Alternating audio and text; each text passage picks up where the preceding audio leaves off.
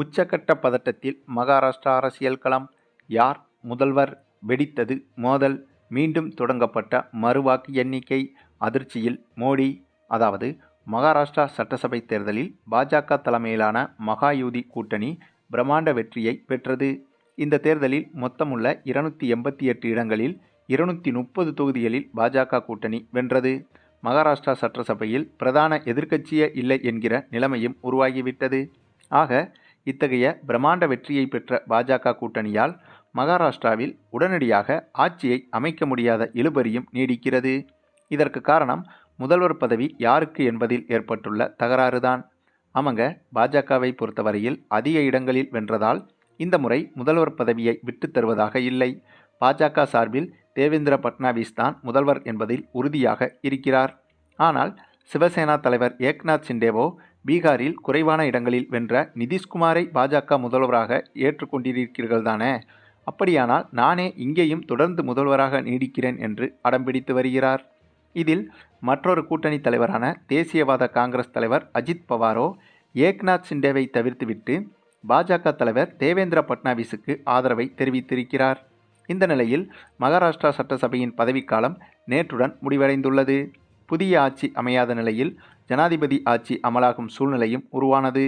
இதனால் முதல்வர் பதவியிலிருந்து ஏக்நாத் சிண்டே ராஜினாமா செய்ய வைக்கப்பட்டு இடைக்கால முதல்வராக மீண்டும் பதவியில் அமர்த்தப்பட்டார். இந்த நிகழ்வால் அரசியல் சாசன சிக்கல் எழவில்லை. இதனிடையே முதல்வர் பதவி விவகாரத்தில் சுமூக தீர்வு ஏற்படுத்த ஏக்நாத் சிண்டேவுடன் பாஜக தரப்பு தீவிரமாக பேச்சுவார்த்தை நடத்தி வருகிறது.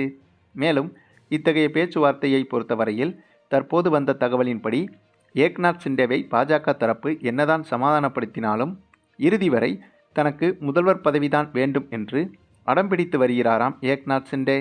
அதிலும் ஒரு கட்டத்திலெல்லாம் இவர் கொடுத்தால் முதல்வர் பதவி கொடுங்க, இல்லைனா கூட்டணியை விட்டு கிளம்புறேன் என்று பாஜக தலைமையிடம் நேரடியாகவே பேசிவிட்டாராம்.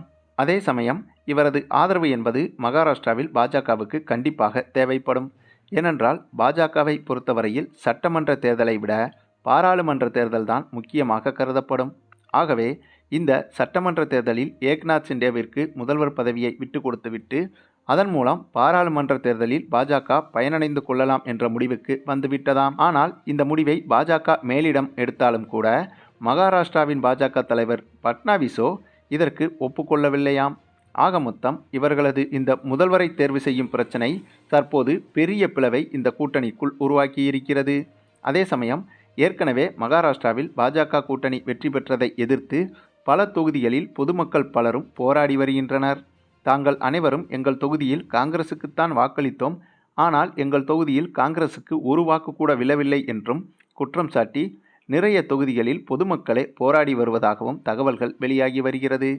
இந்த நிலையில் இந்த ஒரு காரணத்தை வைத்துக்கொண்டு முதல்வர் பதவி கிடைக்கவில்லை என்றால் ஏக்நாத் சிண்டே அவர்கள் பொதுமக்களுடன் சேர்ந்து பாஜகவுக்கு எதிராக திரும்புவதற்கும் வாய்ப்புகள் அதிகமாக உள்ளதாக சொல்லப்படுகிறது.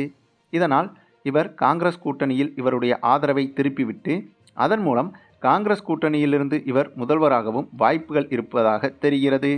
சரி, இது குறித்த உங்களுடைய கருத்துக்களையும் கமெண்டில் தெரிவிங்க.